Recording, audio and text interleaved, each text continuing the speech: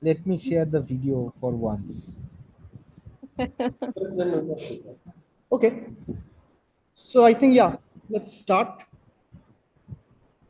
Okay, so good afternoon, everyone. So it's our pleasure to welcome today's speaker, Professor Samyadeb Bhattacharya from IIIT Hyderabad. So before he starts today's discussion, let me very briefly introduce him or introduce his academic journey. So Professor Samyadeb did his PhD from ISI Kolkata in 2014, and then he moved to HRI. So then uh, there he was a postdoc in the Quant Information and Computation group at HRI for 2 years. And then he moved to again Kolkata, and then he was a NPDF postdoctoral fellow at SN Bose Kolkata. And after that, in 2019, he moved abroad for a small period, couple of months he spent there. And I think in 2019, he came back to India and joined IIIT Hyderabad as an assistant professor. So, hello, Professor Samyadeb. So, many thanks for accepting our invitation. And you can start now. Okay, thank you, Sudipto. It's a pleasure to speak in this conference, and this sort of efforts um, which connects the sort of the all of the people or most of the people working in quantum information throughout the country. It's a very, I mean, very progressive and very good effort, and I appreciate that and thank the organizer for arranging such continuous meetings.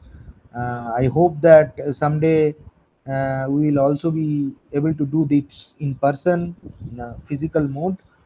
Right now, let us just do it online. So my talk about it is titled as non-Markovianity in ergodic channels and ergotropy as a measure of memory retention. So, uh, though it is based on a very recent work, uh, but I will try to be more generic about the whole thing and try to introduce some basics about quantum operation, and then also talk a little about the work that we have done. So this work is done in collaboration with Ritam Boshu, who was a basically this is his thesis work, who was a MS student here at IIIT Hyderabad under my guidance. Anish Chakraborty was a visiting fellow. He's a very, I mean, very enthusiastic and very good student of IISER Kolkata. He has done his MSc from there. Now he is probably going for PhD somewhere abroad. It is not decided where he is going, but he is a very good student. Uh, Also Himanshu Badani. Himanshu was a uh, PhD student at IMSC Chennai, and Mir Alimuddin, who is also a very able researcher. He is currently a Marie Curie Fellow at IIITH, Spain, Barcelona. So the reference of the work that you have done is just been published in Physical Review A. This is given here. Uh, so what we are going to talk about is, first we are going to describe a little about what is a quantum channel, and after that we will talk a little technical about things about a valid quantum channel. Then you can understand that it's a linear dynamical map which takes the set of positive operators to positive semi-definite operators which are density matrices to another positive set of positive semi-definite operators, and the operation is linear. So this particular map which does this is called CPTP map, or completely positive press preserving map. I will give a brief introduction about it. Some of you who are listening to this may be well aware of it, so please bear with us for the sake of a broad audience. And then I will talk about little about fixed points and how the whole thing, the quantum channels, can be sorted in terms of fixed points. Then I will talk about what is ergodicity and what do we mean by ergodic quantum channels, which is basically the title of this talk. Which is well, the ergodic channels, or the concept of ergodicity, is of course quite old, but we are classifying quantum channels in terms of this concept, which we can claim that sort of new, and we should not claim it that we have done it. There are some works, previous works on this area also, but we have taken those and sort of tried to categorize quantum channel in terms of ergodicity. Then we will consider what is a general ergodic quantum channel or quantum map for an arbitrary dimensional quantum system. Then in this classification of ergodic channel, we will see that lot of other resource theoretic aspects of quantum resource theoretic aspects will also be encompassed. One of them is passivity preserving channels, which is closely related or an essential part of resource theory of activity. We will talk about that a little and try to explain and connect it to our construction of ergodic quantum channels. Then I will also talk about quantum non-Markovianity briefly. I will try to be generic about it, but there will be some technicalities along the way. So, what is a quantum channel?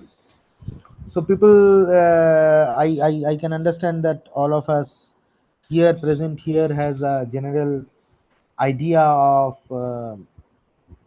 basic quantum mechanics. That is a quantum state represented by um, state vectors in Hilbert space, and whose generalization to density matrices, and the basic quantum operation that is of unitary quantum channels, and how a quantum state evolves under unitary channels. And we also probably have the idea of block vectors, and how a qubit, or the shortest or the smallest possible quantum channel, a quantum state, which is a two-dimensional quantum state, can be represented in that Bloch representation. I'm assuming that people have that idea, and with that we are starting. So let's say unitary channel. What is a unitary channel? What is an unitary operation? Unitary operation is basically, we can think of as a rotation. It is nothing but a rotation. So if you consider block sphere, where the which is a sphere of unit radius, and the states on the surface of are nothing but the pure states, but the states inside of that sphere are mixed states.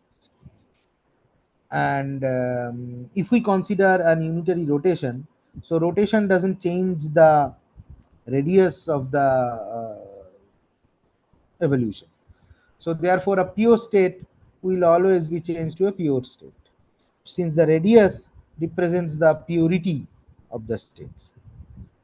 So the state at the surface of this sphere is a pure state, and the center of this sphere is nothing but the maximally mixed state, which is nothing but the identity.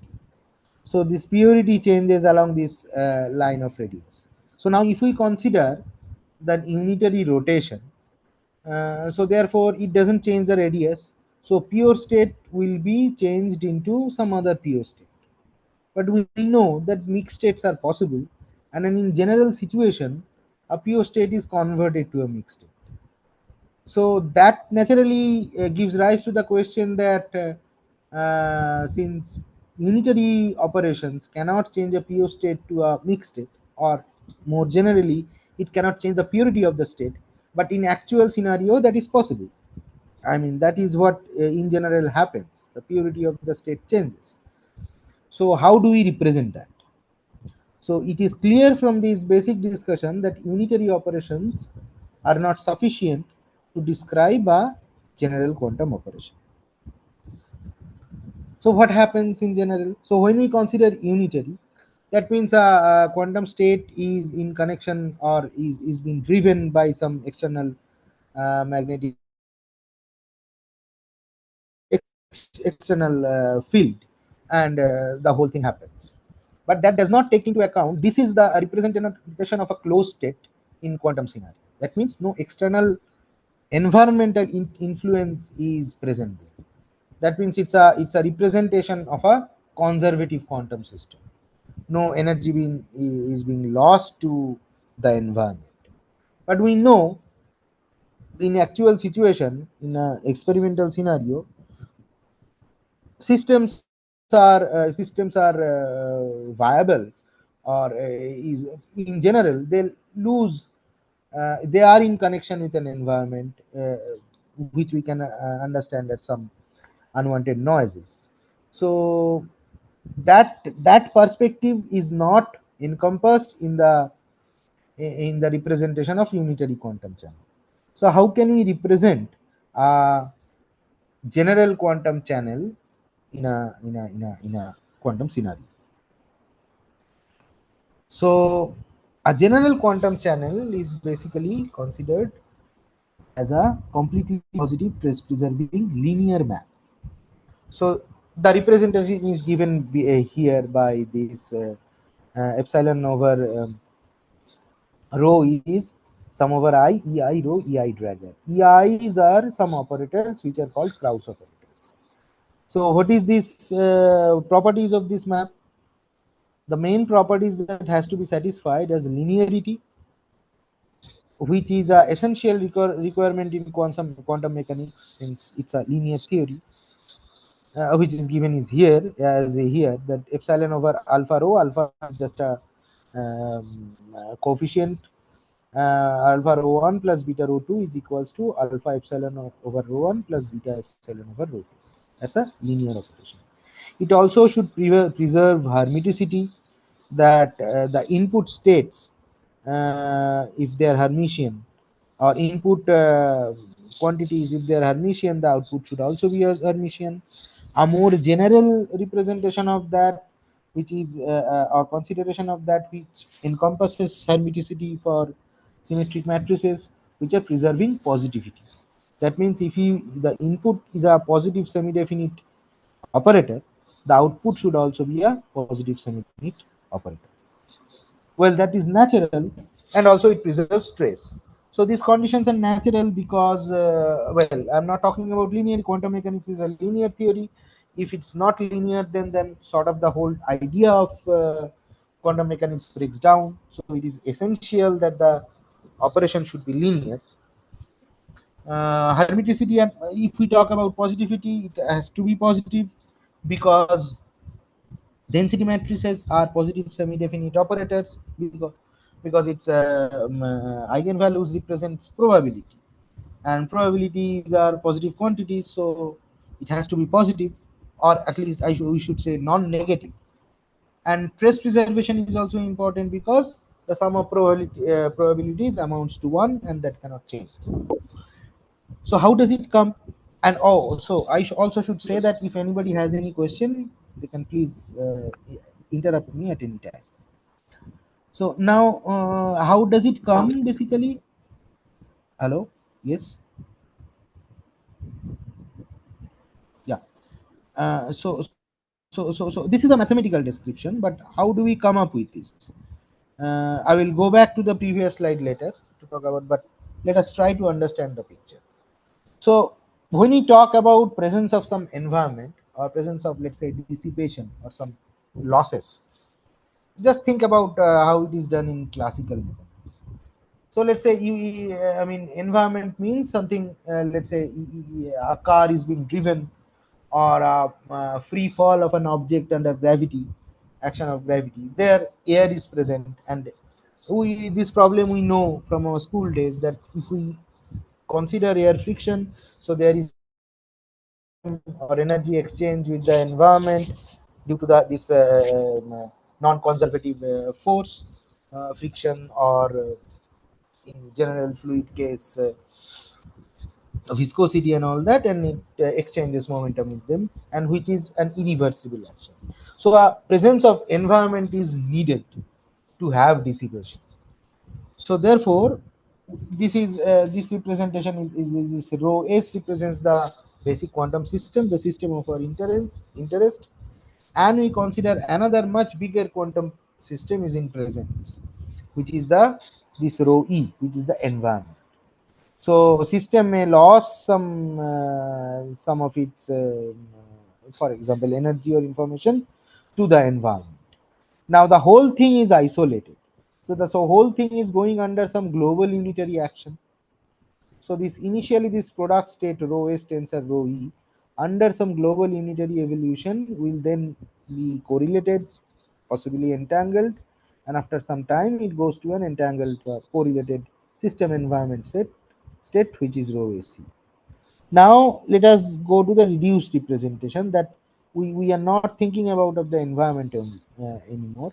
So we are tracing out the environment. In the initial state, if you trace out the environment, since it is a product state, we get the original system state rho is 0. 0 of course represents time here. And but if after time t, after this global unitary evolution, if we trace out the environment part, we get a system state at time t, but which is definitely different from the initial system state rho is 0. So this evolution in the reduced local picture where we trace out the environment gives us a map, which is the CPTP map that we are talking about. The global representation can be understood at about the by this UAC, which is the global unitary acting over rho s tensor rho e. Now, if we trace out the environment or E part, then it can be shown easily that this gives us this closed expression, which is a linear map, which is called operator sum representation or Krauss representation. We can from here it can be shown that uh, it obeys all these properties, that it is a linear map, it preserves hermeticity, and of course it preserves positivity, so it preserves hermeticity, and it also preserves trace. So this positive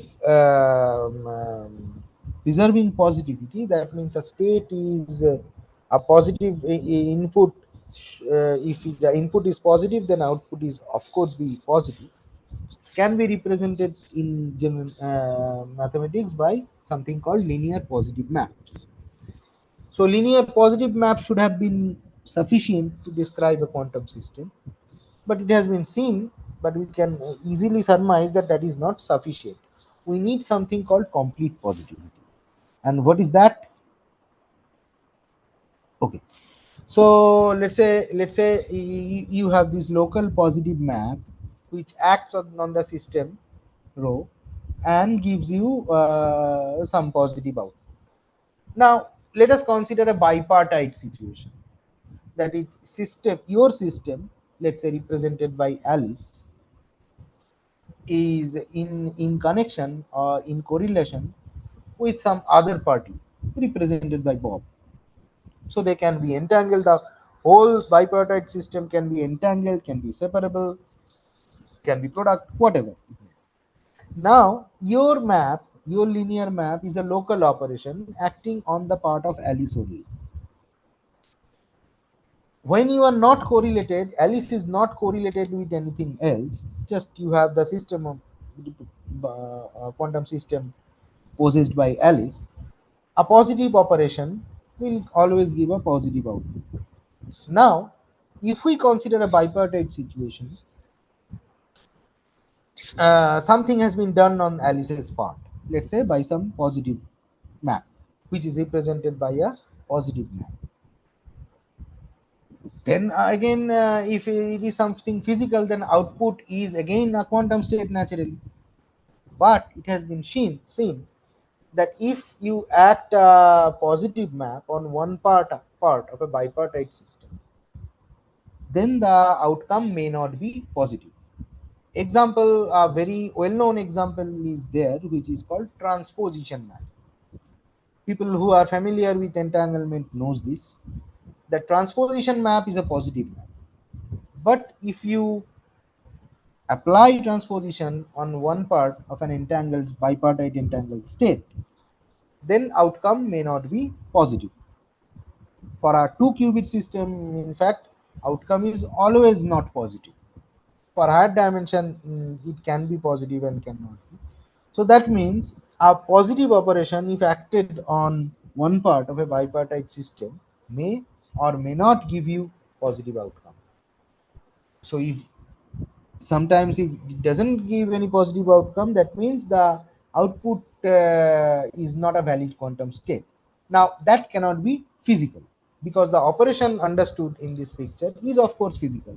You have a bipartite system, one part is it with you and other part it is with somebody else, and you can always do some operations locally, which is a physical thing. So output must be physical. So if positive map does not always give you a positive at output, so that means it is not a physical operation. So from here we can understand only positivity, as talked here in the fourth point, is not sufficient. We need something called complete positivity. That means it's of course positive, but it is such special positive maps which, if acted on one part of a bipartite system, always gives us a positive output. That means irrespective of the dimension of the other part. So let's say if you consider your system part is a qubit, that is a two-dimensional system, which is in correlation with an n-dimensional B part. Alice's part is a two-dimensional part, and Bob's part is n-dimensional. That n can be anything.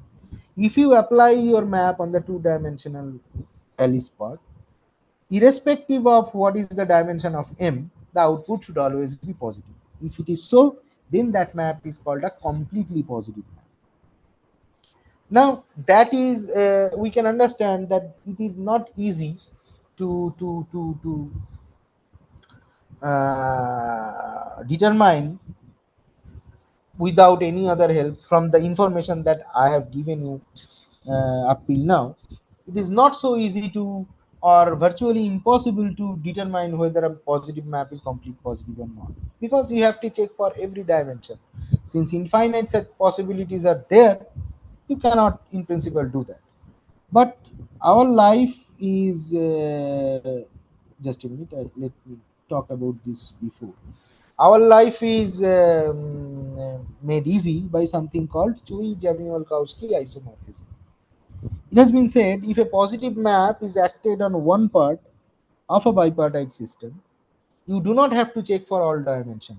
If your system is a d-dimensional system, if you act this map on a maximally entangled state on a d cross d dimensional system, if the output is positive, then the map is complete positive map, which this is represented by this Choi state. That means this phi is considered a general positive map of d dimension, which is acted on one part. You can understand nothing is being, this is identity, so nothing is being done on the other part on a d cross d dimensional maximally entangled state. If the outcome is positive, then the map is complete positive. So after this theorem, determining a map is complete positive is not so hard anymore.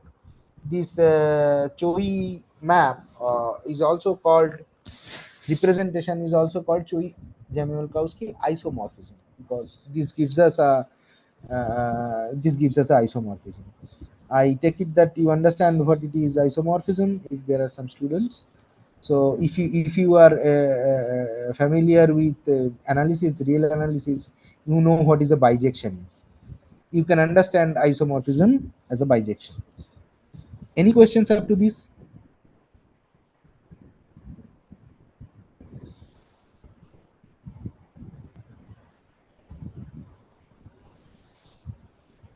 Okay. So this is a complete positive map, which is a physical map. Now, sorry. Okay. So this is the basic understanding of a linear complete positive map. Now, as from our understanding of basic quantum mechanics, we had unitary evolution, which is generated by a dynamical equation, which is called the Schrodinger equation. So Schrodinger equation is the generator of the unitary map. So now this unitary map can be generalized for a general quantum operation as a completely positive trace preserving map represented by the Krauss operation or operator sum representation. So naturally, the Schrodinger equation, which was the dynamical equation for closed quantum system, can be generalized or should be generalized to some general uh, differential equation, which we can call a master equation. Can we do that? So let's talk a little bit about that. So this is the a general representation of a CPTB map. So that is, you have the system represented by rho, which is in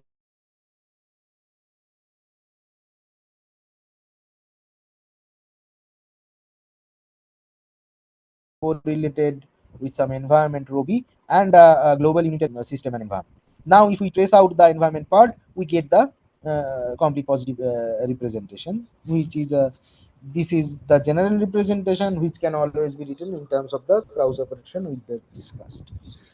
Now, let us consider something called a divisible operation. So that means, so this map is a completely positive map if and only if this initial system and environment state is product state. That means there is absolutely no correlation in between them. Even if it is classically correlated, that is, it is a separable state in spite of being a general separable state, in spite of being a product state, then again, this action is not complete positive anymore. So initially, the system and environment should be completely uncorrelated. So therefore, let's say this, if you can see this sort of this diagram. So this is the initial, the left hand side, leftmost side is the initial situation, where the system and environment was uncorrelated. So then this action is, of course, you go to your final state by this. This is always a complete positive map. If you start with the initial point and go to anywhere, this is always a complete positive map. But if you start from somewhere in between, then since in between, due to the action of this global unitary, system and environment are not uncorrelated anymore. So if you start with somewhere in between, so for that, if that is the initial state for you, then it is correlated. So this action is not a complete positive action anymore. So if you start from somewhere in between of this operation, corresponding operation is not a complete positive map. So if we start with somewhere and go to somewhere else, so that is always complete positive, but it cannot be arbitrarily divided into complete positive maps in general. That means your complete positive map in general cannot be considered as a concatenation of n number of complete positive maps. Remember, in the case of unitary, that was not the case. Let's say you are considering unitary an operation acting from time t0 to time tn. That unitary can always be divided into n number of unitaries. Unitary t1, t0 to t1, concatenated with unitary t1 to t2, and then t2 to t3, and up to tn. So an unitary can always be divided into n number of concatenation of n number of such unitaries. But from this discussion, we can understand a general complete positive map or a Krauss map cannot always be divided into concatenations of n number of complete positive maps. There are certain situations So, under some constraints. Yeah, hello. So I think the first equation, you have the Hamiltonian part also, and there should be a minus sign, right? Which one are you talking about? The The Lindblad. This? Lindblad master equation which you have written. Yeah, yeah. Here Yeah. minus. No, no, no. Hamiltonian part, like commutator with the Hamiltonian, Yeah. and then after AI row, AI dagger, Yes. there should be In minus. general, I'm just representing. I mean, yeah, there is a commutator part also is present. I will talk about that later. But that is already well known. So I'm ignoring the unitary part, only talking about the non-unitary evolution here. Yeah, and there Because will be one. unitary part is Yeah, so that I got. sorry. There will be one minus sign. I think there is a typo. AI row, AI dagger, then minus of half anti-commutator of. Oh yeah. There is a yes. I missed. Yeah, thank you for this. So AI row, AI dragger, there is a minus and this half anti-commutator of this one. Yeah, so Yeah, I thank have one question, like the on your this condition, what you have written. So rho SBT is the outcome of when you acted upon the state by unitary USB, right? you. Hmm. So here you assume that okay, at any time, like the system bath correlation is negligible, so you can take product, and the bath state rho B is the state of rho B zero, which you start with, right? Yes. So my question is like when you do this condition, so your unitary USB on the bath part, which acts, so you assume that it acts on the very tiny portion of the bath. Like in which cases this can be true. Like USB is acting on the Yes. bath also, but the bath state Yeah. remain unchanged. So usually what is the Yeah. argument we give, like okay, the system is small but the bath is very big, so the change. But then what I Yes. think like shall not be there some condition on the USB that the USB acted on very locally on the bath, like very small part on the bath or Yeah, something. the condition on the USB, what we generally understand. Yeah, thank you. I'm going to talk about it now. Okay, let me just start with, for the sake of the general discussion, let me explain this and I will come to your question. Okay. So, as we are considering that when these operation, general quantum operation, CPTP operation, can be divided into arbitrary number of complete positive maps. So that means at any time, if you stop the evolution, the system bath state, the general state, can be approximately considered as a product state. So then, in every situation, it can be approximately considered that the global unitary is acting on a product state. So if you start at any time, it will be a CPTP map, because that is essential. Initial system and bath to be a product state is essential to have a CPTP map. So when we can approximate this kind of situation, remember in general it is not true. It is a very stringent approximation imposed on the evolution. So that is that his condition that Abhijit is talking about right now, where at any time the system bath state can be considered as a product state. Now, if any time it is a product state, so that means it is been under action of local unitaries. So there is no exchange in between system and bath. So they can be considered as local system been evolving under some local actions. So there is no exchange. So they are in principle isolated system, but that is not the case. There is some information exchange or some exchange, energy exchange between the system and bath. But then again, the system bath environment, the total environment, is being considered as a product state. So that can only be considered because bath is not important to us. We consider that the system is very small compared to the bath. Bath is a stationary bath. It is not easy to change the bath. Like you consider, we know earthing, that if you consider, when you consider potential difference between somewhere and earth, you consider the ground here. So any charge going to the to earth does not change its, I mean, It does not make it positive or negative, though in principle some charge is going there. So So actually, because it is so big that that is not that doesn't yeah. So be actually, considered. let me elaborate what I'm like. So here, the bath state is not only correlated like a product, it's also unchanged from the t equal to 0. So rho b 0 and rho Yes, p t is, stationary. yeah, stationary. So what I am saying that if you say generally USB and say this USB acting on the total part of bath, No, it will be that is what the thing is, that it cannot be general, because in general if it, that is so, even the bath is very big, it will change. yeah, yeah. So Actually, then this come, so actually, then comes the, what I'm trying to ask, like in the collision model, which you are familiar with, there I take like one particle of the bath and I do the unitary, so it is changed in one particle. I can ignore about several particles. So what I'm saying that in this model also, though we don't explicitly say is some kind of assumption is there.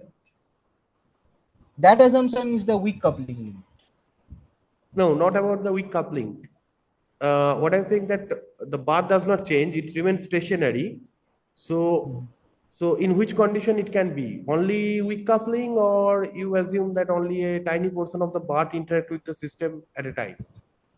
So there you can interpret it in different ways. So the old the I mean the first thing that we got familiar with from the classical text of open quantum system is Hmm. that, okay, since when you consider weak coupling limit, that means the coupling between the system and environment is very small compared to the characteristic frequencies of the system and more essentially of the bath. So that means what? The bath is evolving much faster than the coupling.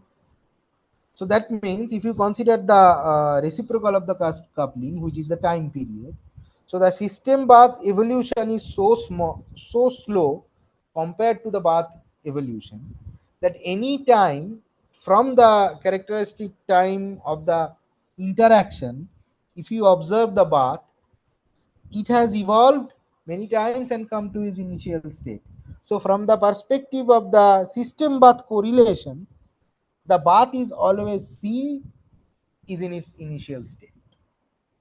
Okay. That means from the perspective of the interaction, from the time scale of the interaction, the bath is seen to be stationary.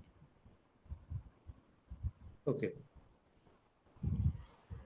So that's for that is why, so this condition is valid or can be approximately taken to be true when the bath is one, first is the bath is stationary, that and bath is huge compared to the system, and also the system bath coupling is very weak compared to the characteristic frequency of the bath. Does that sound reasonable? Yes, Yes, yes. yes. Yeah. Okay. So in such situation, we can consider that the CPTP operation can be divided into arbitrary number of a concatenation of arbitrary number of CPTP operations. Such operations are called divisible quantum operations, and we call them Markovian. So Markovian, people who are familiar with classical probability, the concept of Markovianity is much more general, but let us not get into that. Let us currently understand that these divisible quantum operations and a Markovian or memory-less quantum operations are equivalent. One sort of statutory warning I should give, that this is a restricted consideration or a restricted definition of quantum Markovianity. Quantum Markovianity is much more general than that. But currently we are sticking to this particular definition.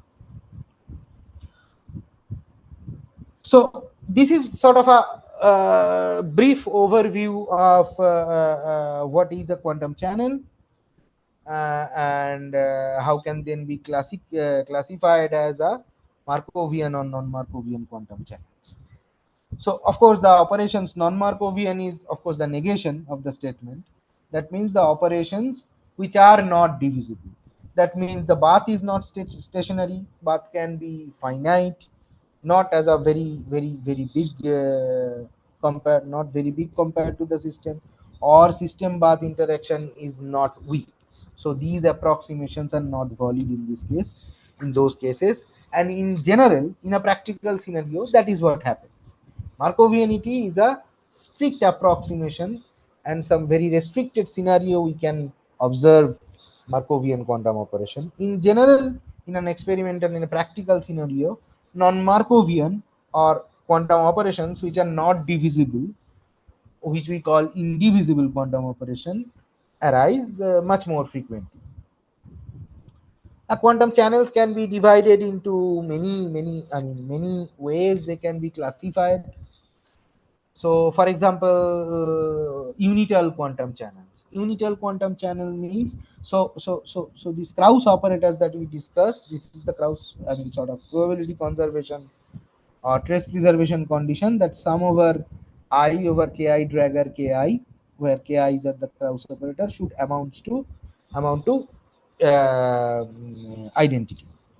Now, for unital quantum channel, the opposite condition also is true. That is sum over ki dragger is also identity. This is unital channels are quantum channels. It is a sort of quantum.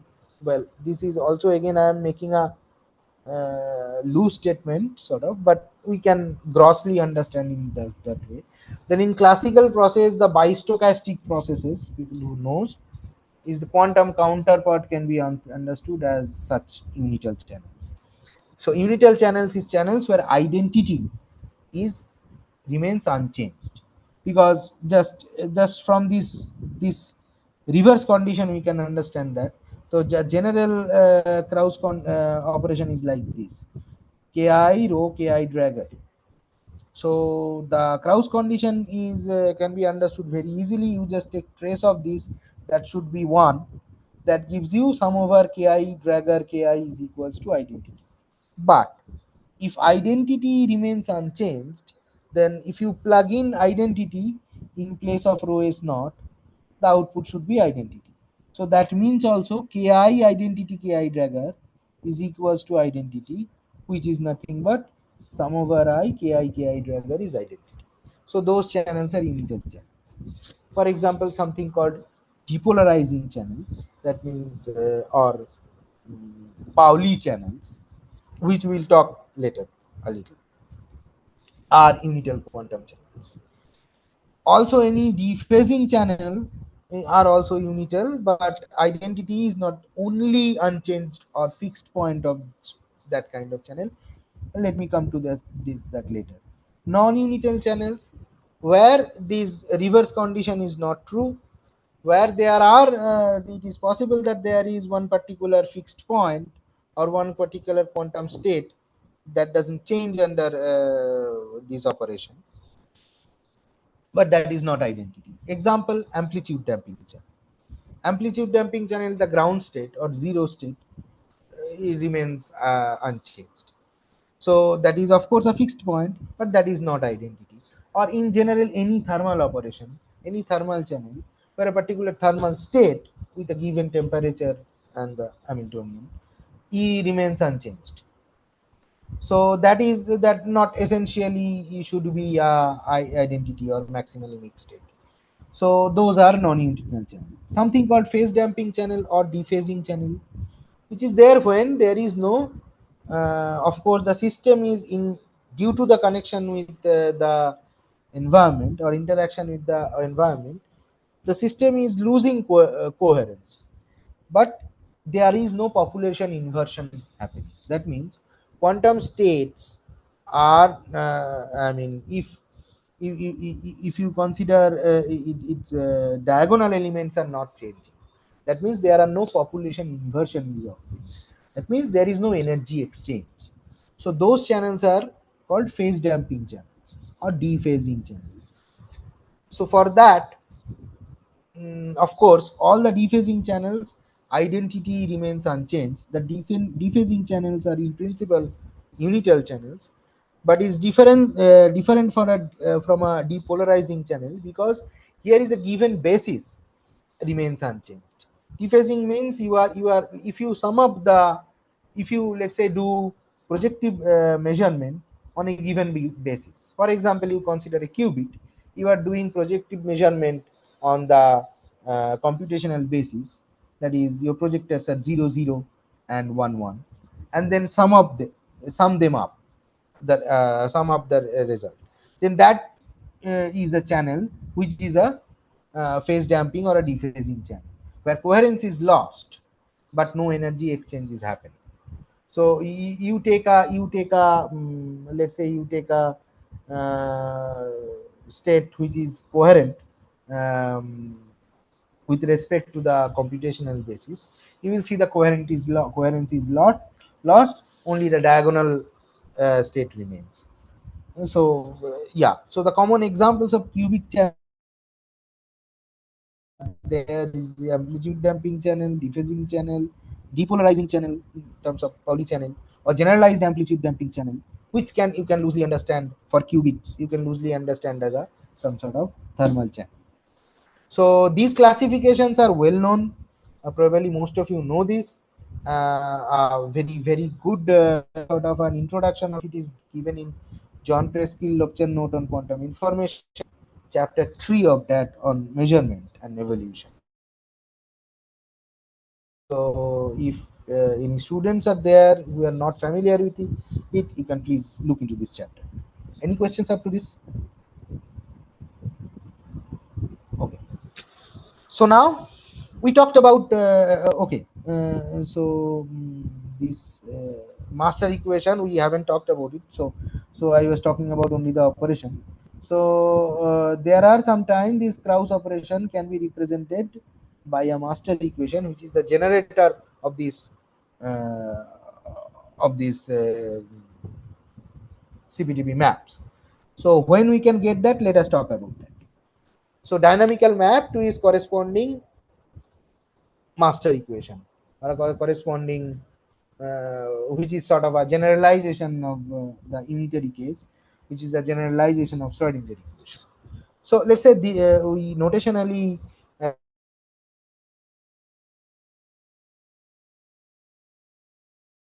a CPTP map by this. So rho t over in a different representation can be vectorized and represented by this. But this is a vector equation. R vector t is some ft matrix, a square matrix acted over this over the initial R vector in this. How can we replace this? So any state rho can be represented by this Ri, which is this coefficient of this R, with Gi. Gi is some sort of basis. Let us talk about qubit only. So GI is, we can understand them by a orthonormal basis as identity by root 2 and all the Pauli matrices sigma 1, sigma 2, sigma 3 normalized by root 2. So which supports this orthonormality condition, that is trace over GI dragger Gj is equals to delta Ij. Now in general it is the basis may not be Hermitian, so that's why in general we are calling GI dragger Gj, but like Pauli matrices we can always choose a Hermitian basis. So for that case GI Gj. You see, if we consider this set identity by root 2, sigma 1 by root 2 and all that, you see that this obeys these orthonormality condition. So you can imagine, just you know that orthonormal vectors or bases in usual vector spaces. So this is just a generalization where your vector space is again a vector space, but these unit vectors are represented by some matrices. Those matrices are this identity by root 2. For qubit it's of course a four-dimensional space, which is the operator space basically, where the bases are these unit matrices, which are this identity by root 2 and all the Pauli matrices normalized. So this is again, so basically you are in vector you represent any arbitrary vector in terms of the basis vectors. So here in any arbitrary density matrix can be represented by any arbitrary this matrix basis. So where Ri is at the component of that. So each of the Ri is nothing but You just take the projection, that is trace over gi rho, that gives you a rho. So rho we can be generally represented by this. One sort of loose representation of this that we already know when we consider a Bloch vector representation. In that rho in qubit density matrix can be written as half identity plus r dot sigma, where sigmas are the three component of the Pauli vectors, sigma 1, sigma 2, sigma 3. If you also absorb the identity by two part, then this is nothing but that representation. And FKL is the transformation matrix, which can be easily understood as trace over GK phi over GA, which is the element of this general transformation F matrix. Any confusion? Okay. So when we vectorize this one, so any operation can also be understood as these vector transformation, linear vector transformation equation.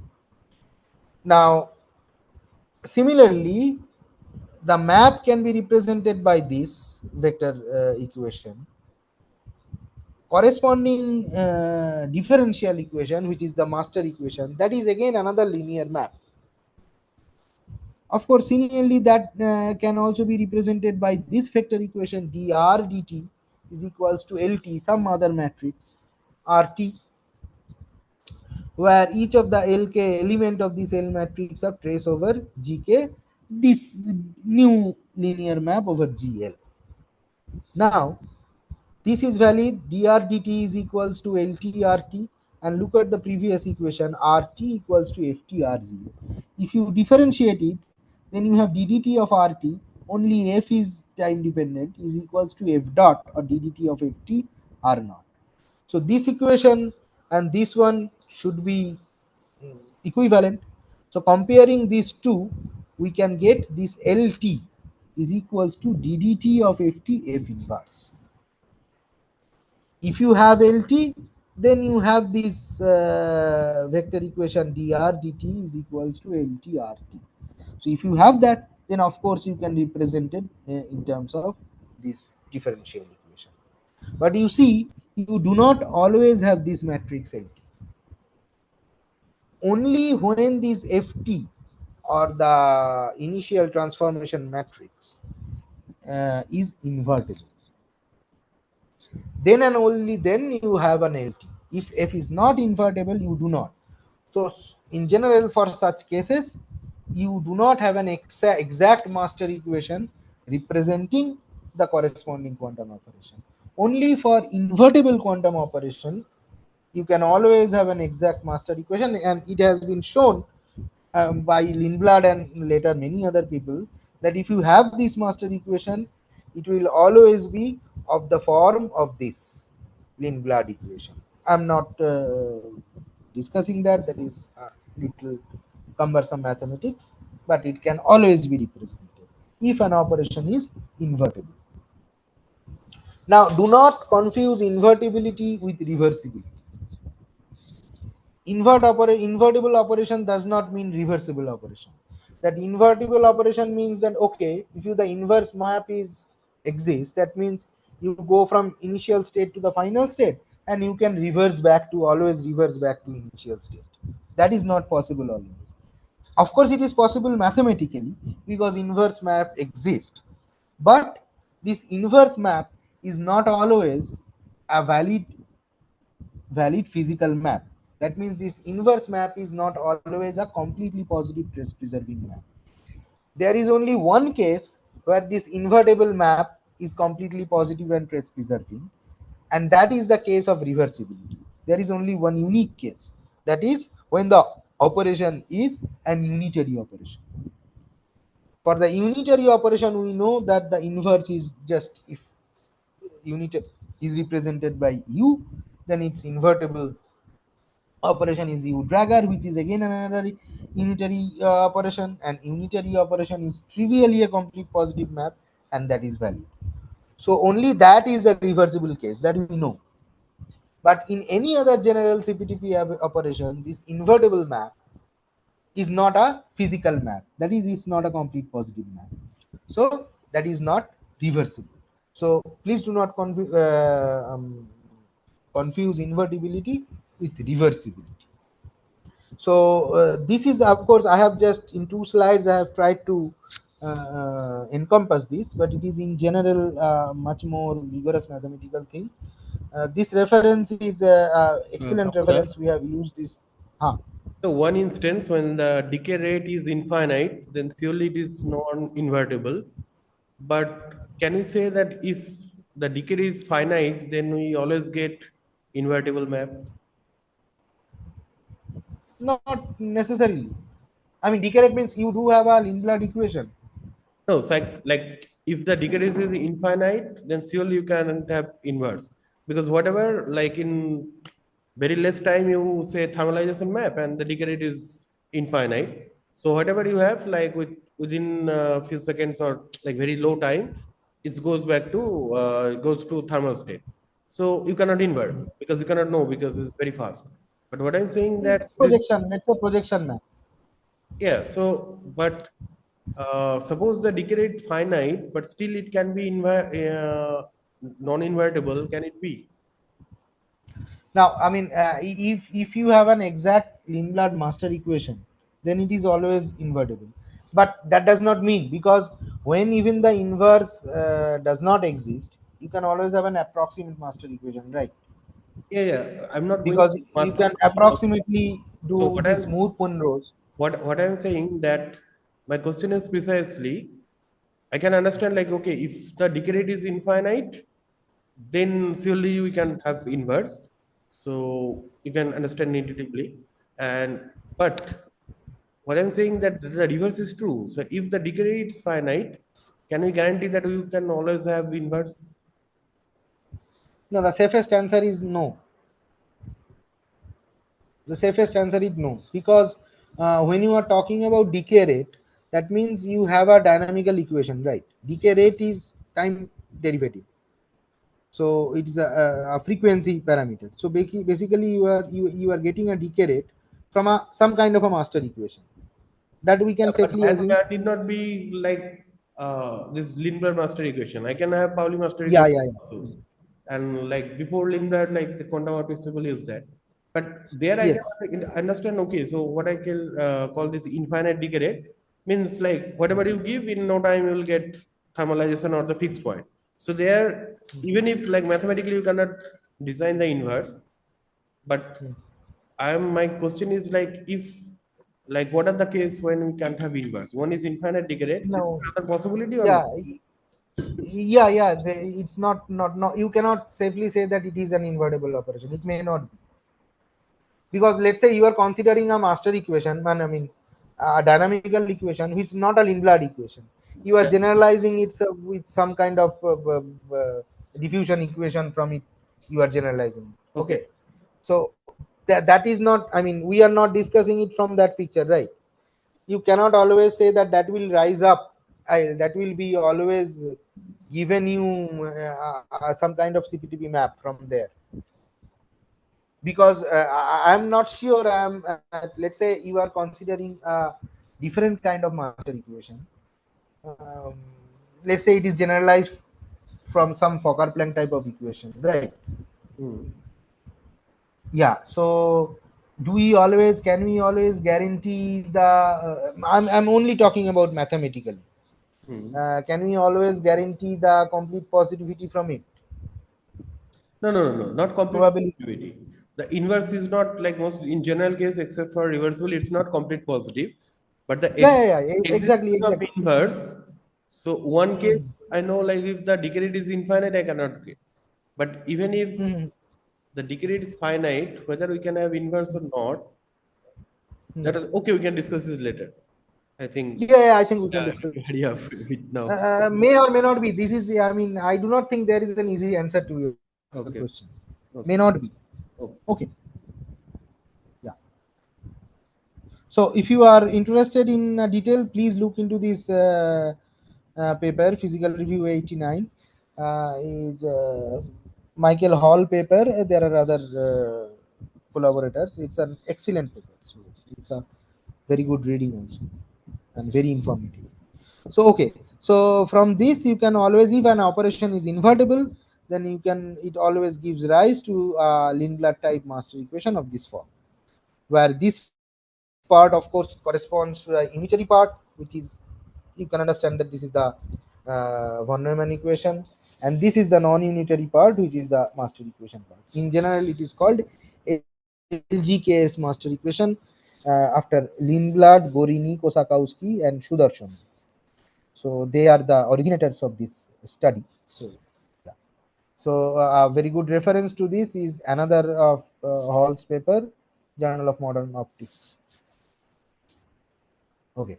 So divisibility we talked a little bit before also. So I am skipping this.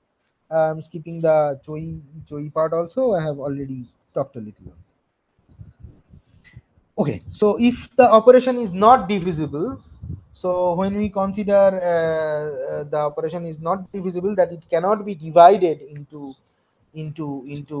n number of concatenation of n number of CPTP maps. So then how do we encapsulate that indivisibility? In general, we can say that if it is not divisible, it is a non-Markovian operation. So how can we quantify the non-Markovianity? So to understand this is, let us go back to this picture. So if this can be divided into CPTP mat, then it is divisible. If it is not, then if you start from any arbitrary position in between and start from there, it may or may not give rise to a CPTP mat. If it may not give rise for or may give rise to a non-CPTP map for any particular position or any arbitrary position, then it is not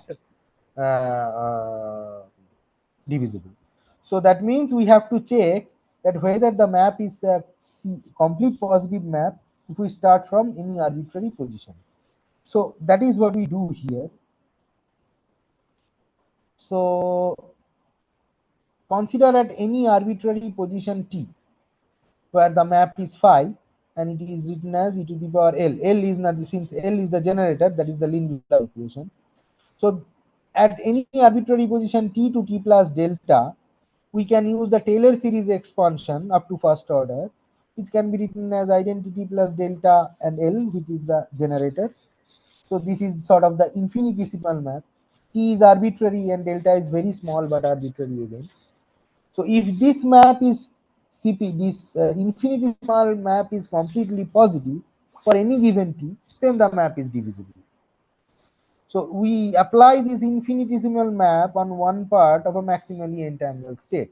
That is the choice state, we discuss that later. If this output is positive, then it is a divisible map. If it is not, then it is not divisible. How can we quantify that? We just calculate the trace one norm of it. So this is the trace norm is basically, oh, I should have written the form of trace norm. So let's say A is a matrix. If you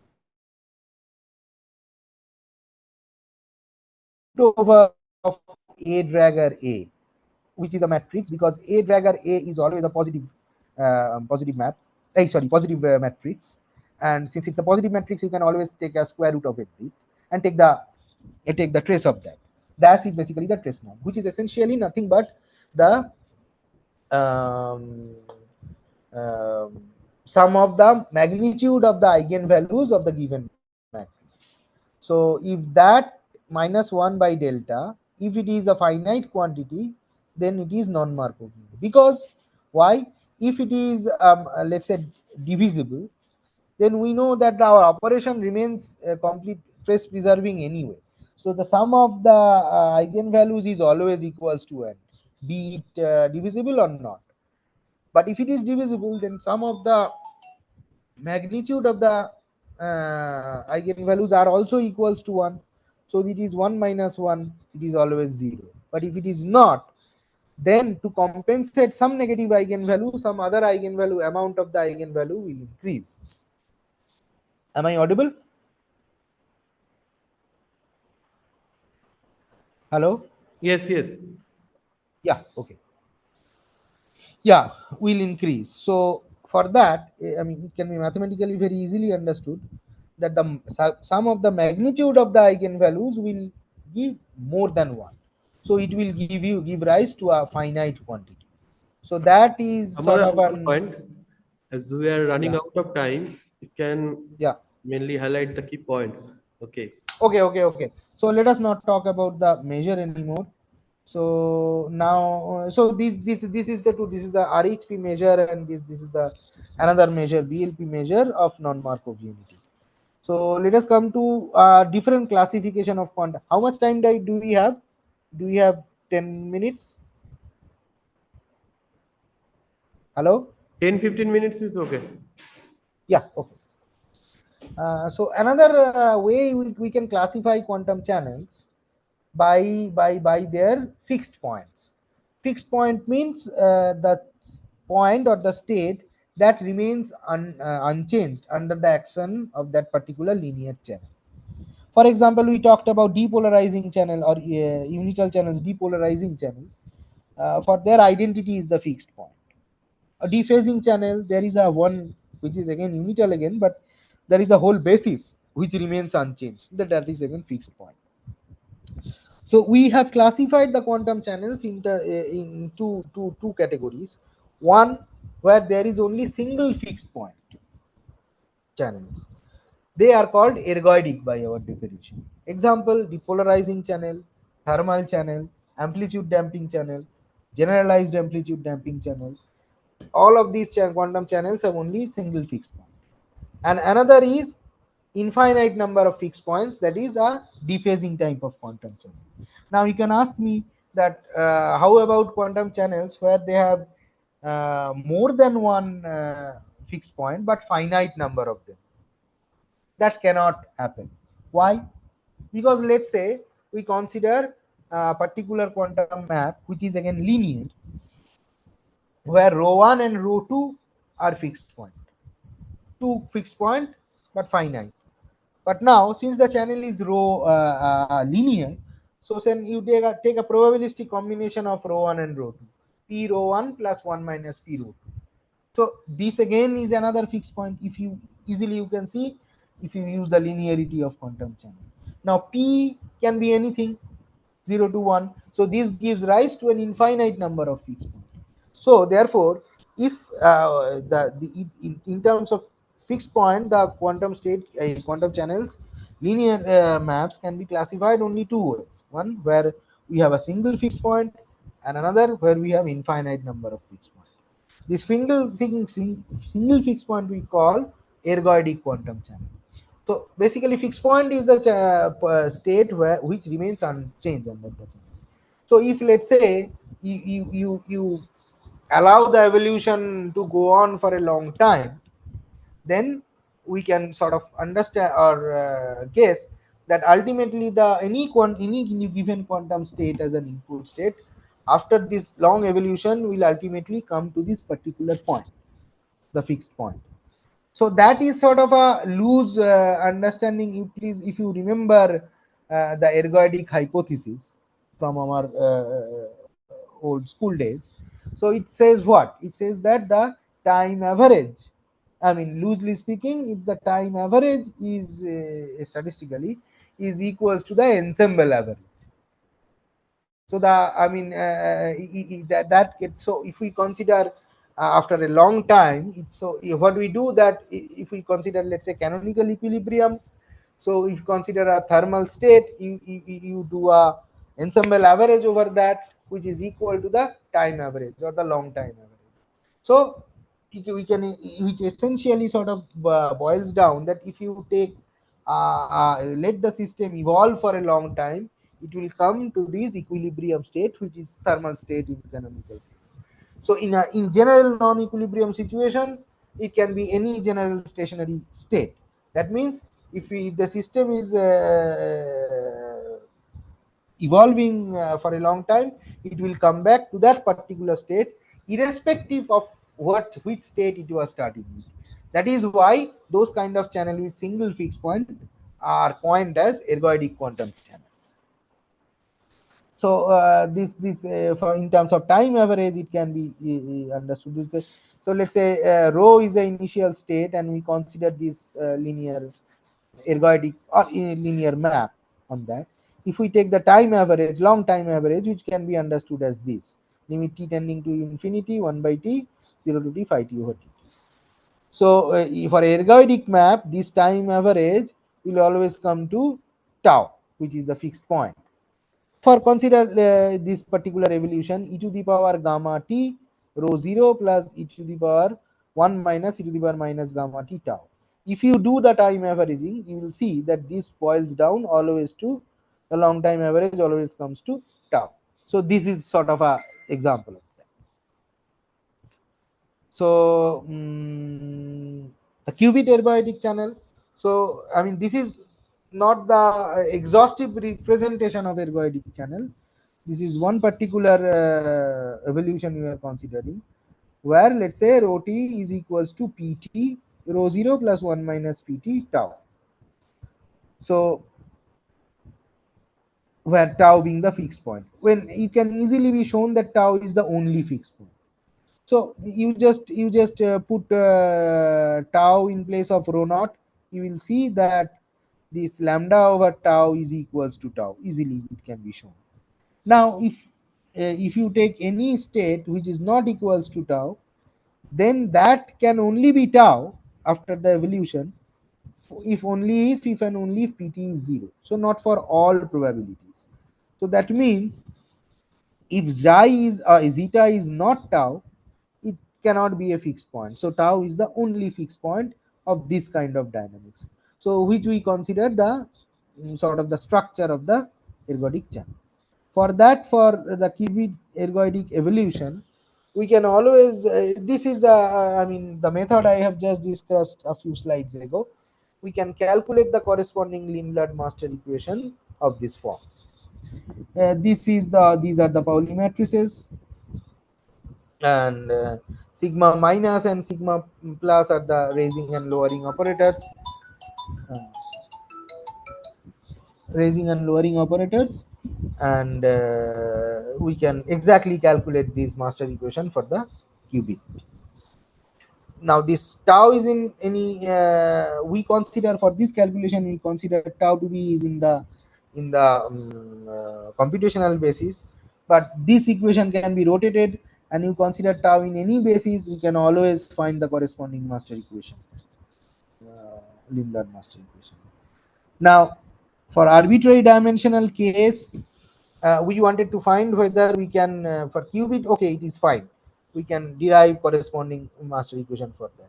But for arbitrary dimensional case, even if we have the method that we just described, it will not be, we will not be able to do that. So can we sort of find a clever method for the to find the master equation for an arbitrary dimensional case? That is given here.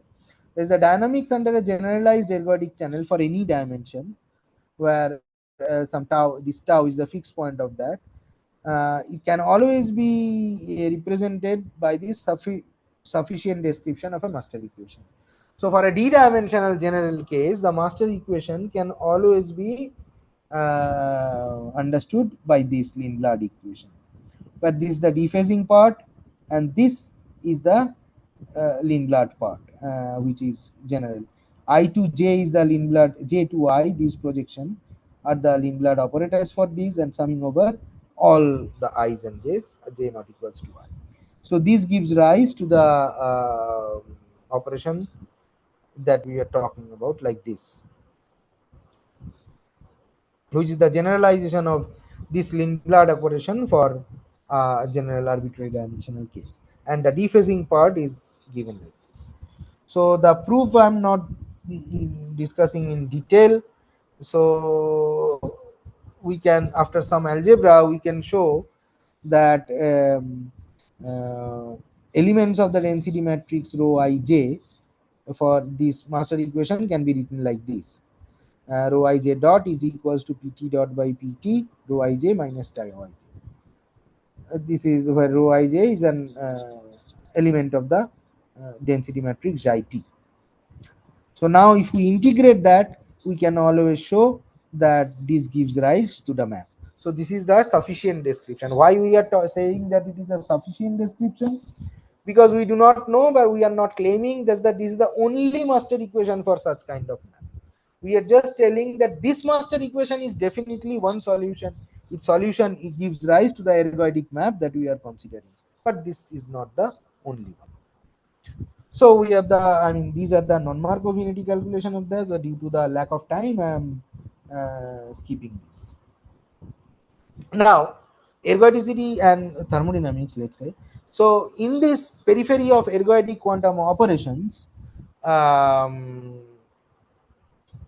resource theory of thermodynamics can be encompassed in this. So because thermal state for a given temperature and Hamiltonian, which are fixed previously, so for a thermal operation, not all thermal operation, but most of them, where this thermal state can be considered at the sole fixed point of the operation. Therefore, a thermal operation can be considered as an ergodic quantum operation. And excuse me. Let us start with quantum relative entropy, which is given by this, which is a monotone under completely positive map. That means this relative entropy between two quantum state always decreases under the action of a complete positive map, just preserving map. We can easily show that if we consider the second state to be the thermal state, then for a thermal ergodic channel where the fixed point is considered to be the thermal state, this uh, relative quantum relative entropy is a monotone under that. So in resource theory of thermodynamics, it can be shown easily that the extractable work, which is the free energy difference between any given state and a thermal state, which is, sorry, there is a typo, there should be 1 by beta, that is the inverse temperature here, multiplied by this relative entropy. So the free energy always decreases under thermal operation. I am not getting into that thoroughly, and which is these ergodic thermal ergodic channels under which this free energy is a monotone. It can be shown. Now, can we generalize it further beyond the resource theory of thermodynamics? That can be done if we consider a general passive states. So what is a passive state?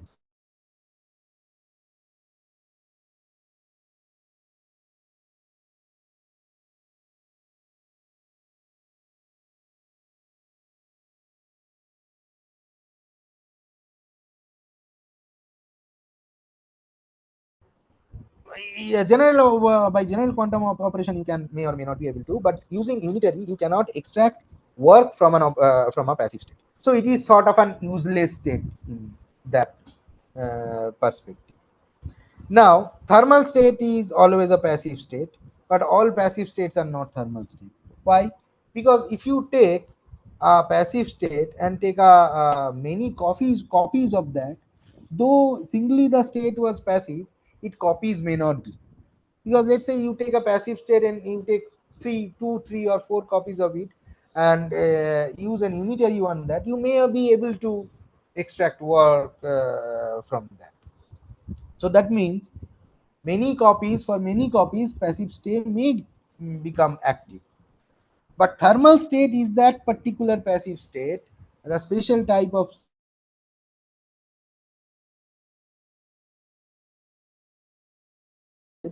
if you take infinite number of copies of a thermal state, it will remain passive. Thermal state are remain structurally stable. That means it remains passive under many copies. But of course, the passive states are a more general sort of a generalization of thermal state, or therefore thermal operation can also be generalized to some kind of passive operation. So let us, if we consider from that perspective, so this is a, let me again discuss what is a passive state. I mean, technical discussion. Consider a Hamiltonian of this form, where I is ei, where ei is always less than equals to ej, or I less than equals to j. The corresponding tau p is a passive state if the probabilities of a higher energetic state is always lower than the probability of the less energetic state. So there is a certain ordering of the probability. So that can be understood as a passive state. Now, ergotropy is the maximum amount of work that can be extracted unitarily for a given quantum state. How much time do I have? Hello? Hello? No? Hello? I think How you much time can. do I have? Actually, we have already exceeded the time much before, but you can take 5 minutes at most. Okay. So let me, Just tell the yeah, key I points mean, and take a message. there are, The result, I think. huh? Okay, okay. You So continue. there are, I mean, yeah. So we have sort of, generalized we have considered a particular operation where, sorry, what was it? Yeah. Passivity preserving operations are the operation where passive state remains passive state. So in our ergodic domain of ergodic operation, we have encompassed a particular, of course it doesn't exhaust all kind of passivity preserving operation, but we have considered particular types of passivity preserving operations like this, where the fixed point is replaced by a passive state. So this ergodic operation represent a passive operation. We have proved that, and we have proved a few monotonicities, and we have also shown that ergotropy uh, remains a monotone under such kind of operation. And CPTB of CPTB is divisible operations of the form of like this, where tau p is a passive state, where ergotropy of monotonicity is retained as a passive state. We have the proof, and only if the operation is not CPT visible, then we can have a non-monotonic behavior of ergotropy, and which can be fashioned into a sort of a novel measure of non-Markovianity, a novel measure of information backflow. So yeah, I'm not going much into detail of that. So the sort of application and future direction of this work is non-Markovianity as a resource in quantum batteries can be understood. This framework also naturally extends to something called anti-ergotropy, another quantity of interest in quantum batteries. Now, all passivity preserving channels do not exhibit monotonicity in ergotropy. So, of course, there is a full classification of a much broader class of channel is still open, that can be considered as a future problem. And the study of ergotropy in ergodic channels, of course, then therefore, yeah, further classification of, because resource theory of, I mean, passivity preserving channel categorization and classification of that is far from complete. So there is a lot of work can be done from the perspective of resource theory of activity. Yeah, so let me just I mean, there are other aspects of non-Markovianity that could have been discussed, but that is not possible. I mean, if possible, we can discuss sometime again. So, thank you. If there is any question, then I can. Yeah, thank you, Samoda. So is there any question from online audience? So you can directly ask, or you can type your message here, we will pass on.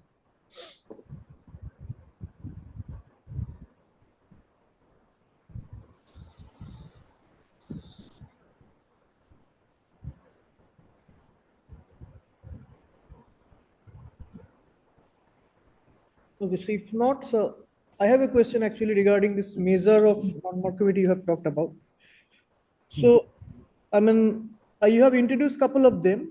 So, are they always computable? I mean, if you think about a, let's say, system with many number of Yeah, particles. in this, of course, not always, but we have shown that in this particular case, even for d dimension, if you know the channel, if the channel is of this form,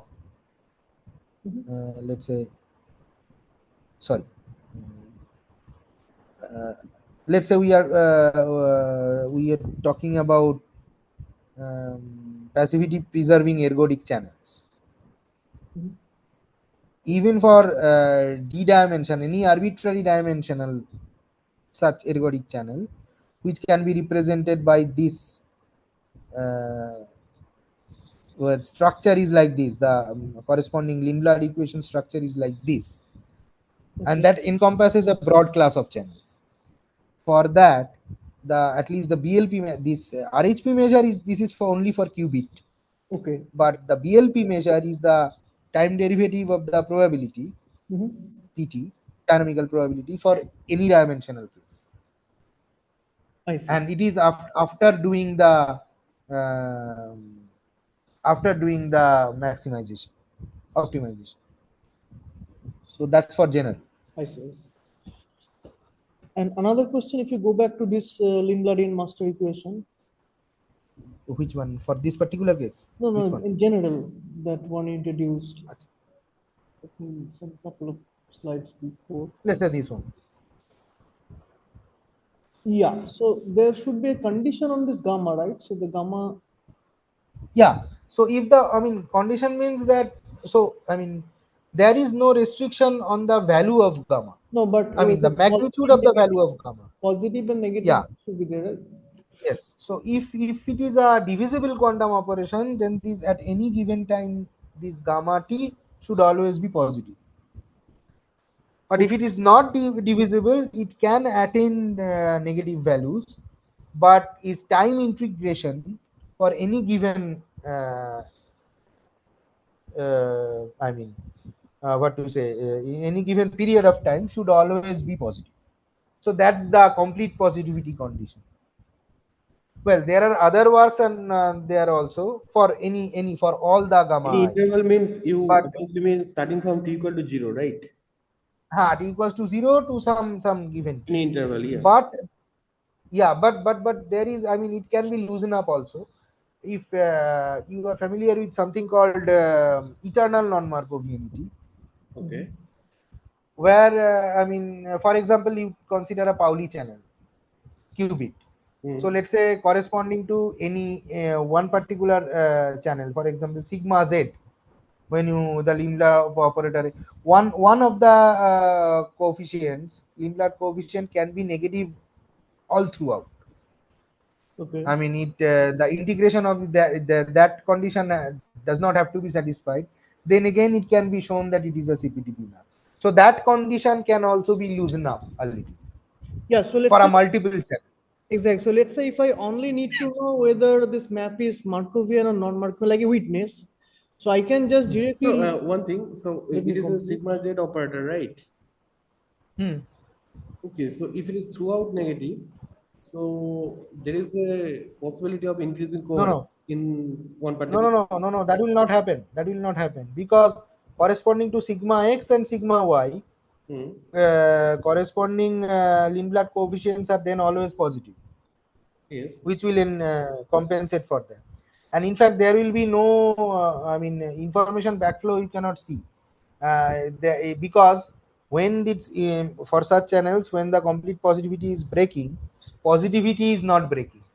It can be shown. In fact, Michael Hall has a particular one. Okay, so not So a. therefore, they will not show any information backflow. No, my question Sudipto was, was asking. yeah, yeah. So my question was, can we use this sign of gamma as a witness of non-Markovianity or not? Theoretically, you can, but if you are considering an experiment, then you have to well, you can form. I mean, we have done previously done work. You can form some weaknesses in the form of Hermitian operators. Mhm. Um, but I mean, directly observing gamma, I don't know. I mean, No, but it's, my I mean, confusion is that so if we have Markovian condition, then we can end up in this Lindblad. But you are saying that there could be a situation where this gamma can be negative. That means it's signature in non-Markovian. Then how can we write this equation in the first place? That's yeah. kind of Okay, so for witnessing that, you have to resort to this BLP kind of measure. That means you have something, some quantity that you know for sure that that is a monotone. And if you see some non-monotonic behavior of that, that means that your operation is non-Markovian because you are having information back. yeah. So Let's gamma say what negative we were means discussing this is last. yeah. So gamma negative means this is also not a valid equation equation of motion, right? Or dynamical equation No, for no, it's valid. No, It's no, valid. Amanda, he is asking different thing. So can I yeah. say, okay, so this equation, this is of Lindblad, but it is exact. Okay, like the way Samyadeb talked, it is exact.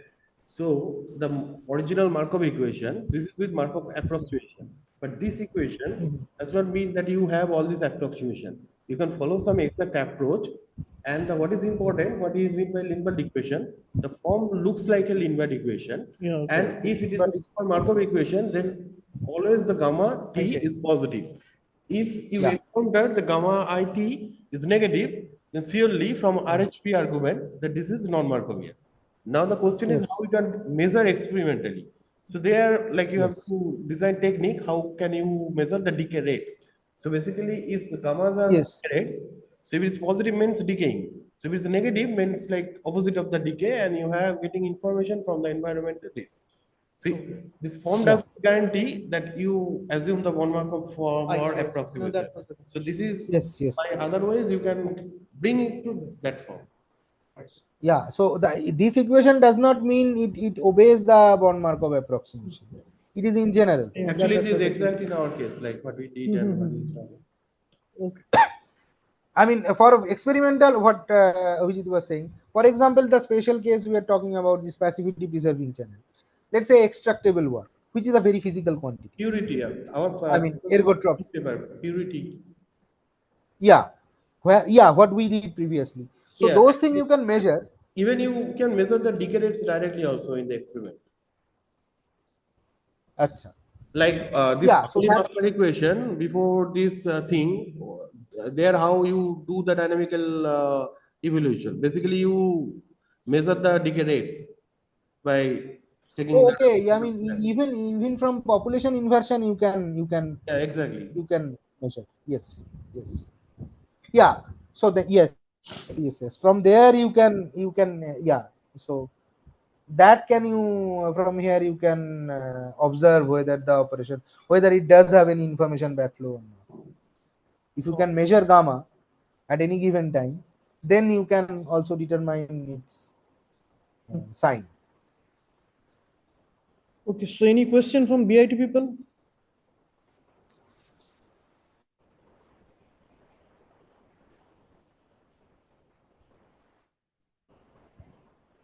Yeah, if not, let's then thanks the speaker once again. And some other we will continue the discussion.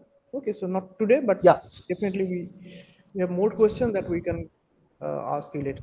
Okay. yeah. I mean, with the lack of time, we Yeah, couldn't yeah, yeah. That's discuss yeah all of that. But yes, we can continue later. okay. Thank you so much, Samad. Okay then. Yeah, yeah. Yeah. Thank you so Stop. much. Yeah. Yeah. Thank you. Bye.